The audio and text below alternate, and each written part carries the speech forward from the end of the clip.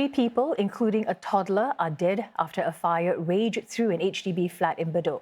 1 woman remains in critical condition.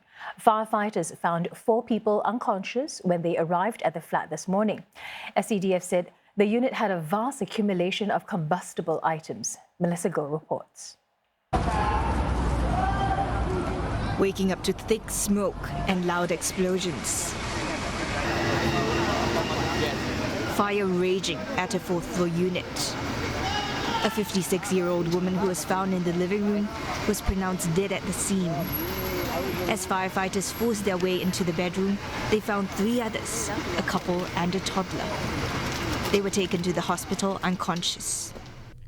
Police say a 35-year-old man and a 3-year-old child died later from their injuries. Next-door neighbor Willie Terrell was evacuating with his elderly mother.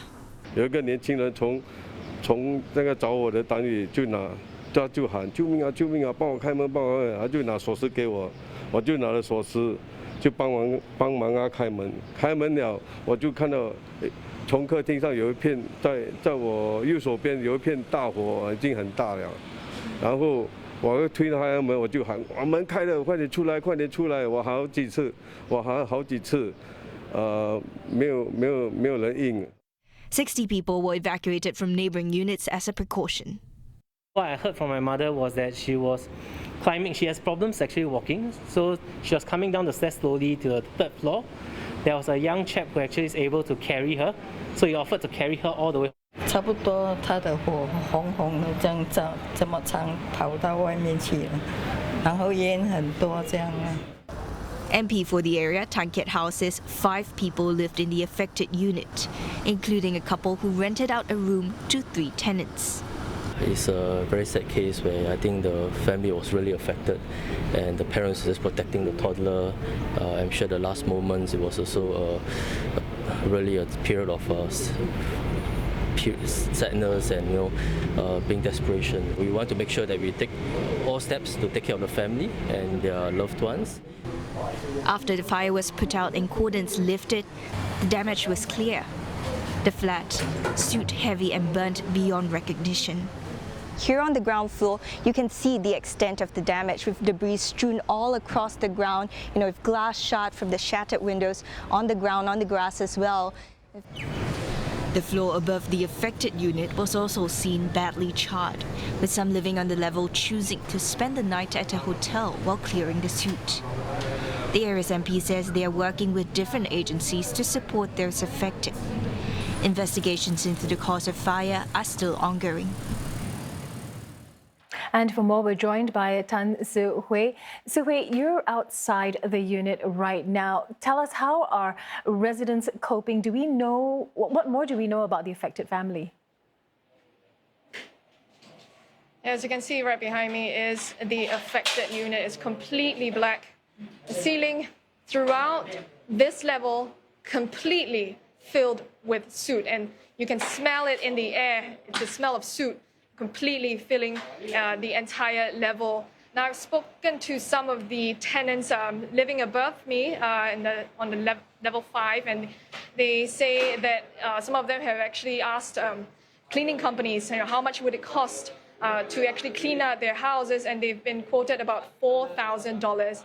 Now, those living on this level, most of them have evacuated, and from what I understand, they are staying at hotels and at least for 5 days. And also behind me, you saw earlier, some of the workers, they were trying to restore electricity, and we can see some of the electricity has been restored.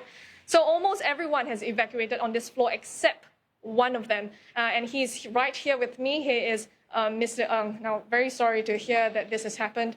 And as a neighbor, how badly affected is your unit? Well, luckily I'm staying in a corner unit, which affected.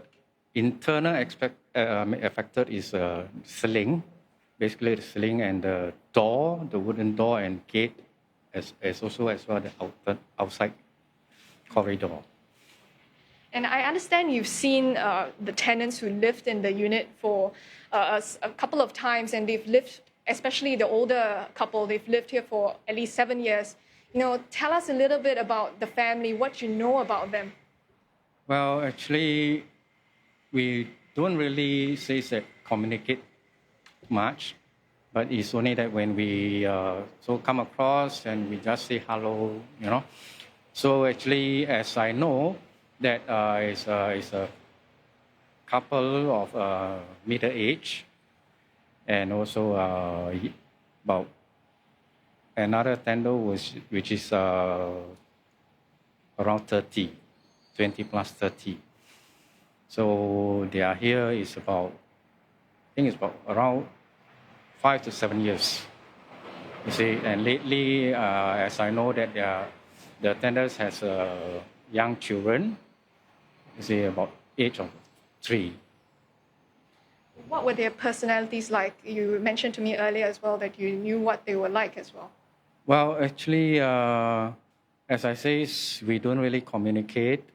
And normally we just see each other, we say hello. And I do like met them when we are taking leave, all this, just, you know, have a short chat, you know, all going to work, all this. And how do you feel now knowing that 3 of them had passed away? Well, it's very sad to hear that, honestly, especially when, you know, we heard that the little kids is very bad. And you talked about the kampong spirit when the fire actually happened. Yes. Tell us a little bit about that. What happened? Yes, during the times when, you know, everybody is trying to evacuate, and suddenly there is a young man, aged around about 30 to 40. So he rushed, I can see he rushed and hit my door very hard and asked you to evacuate. You see, every door he hit and just go off. You see, he just told us, try to come on, make it fast and, you know, try to evacuate, to run out of this place. So I think it's very, very good that we have this kind of kampong spirit. And I would like to say thank you to this man. I think you're very grateful for his help. Yeah. Thank you so much, Mr. Ng, and I'm very, very sorry again to hear what has happened to you.